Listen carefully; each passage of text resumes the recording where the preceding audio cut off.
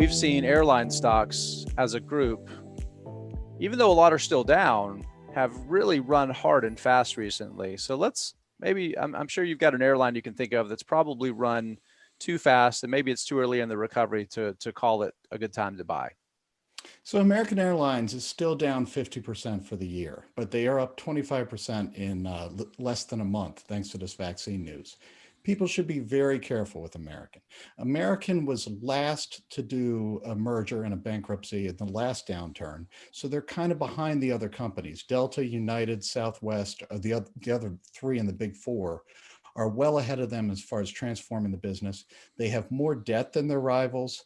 They did have some trouble with buybacks. They were kind of the target of a lot of criticism going into these bailouts.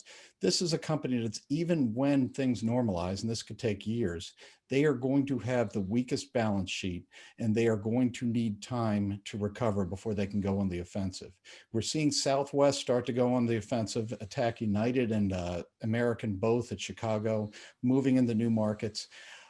I think American, I don't think they're going to go under. I think they're going to make it through the crisis, but American is going to be the laggard in a lot of the recovery. And I would be very careful jumping on board this airplane just because the vaccine is coming and airlines are going to start getting healthy.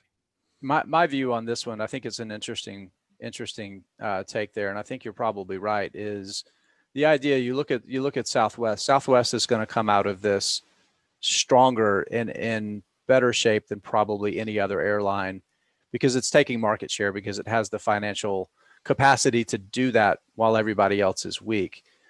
This is a situation where a lot of people are looking at the stock price for this company a year ago and saying, well, that's where it's going to be when it gets back to normal in a year or two. And they're anchoring on a previous price. And this is a business that's probably, from what you're saying, is probably going to be weaker when it recovers than it was a year and a half ago, say. Yeah, well, I think it's going to be harder for them to show results for a long time. It could be the second half of this decade before this business is really ready to thrive. Yeah, you're going to get it for a lot cheaper. Southwest, I just ran the number. Southwest is only down 14% for the year, if this is right now, which is pretty amazing for an airline. But yeah, every downturn we've had, Southwest has gone on the offensive, and they've just been vicious taking share. It's not going to be any different this time. American, United, both seem to be in their crosshairs. United can weather the storm. American, they're going to get by, but American's very vulnerable to the attack right now. So just be careful.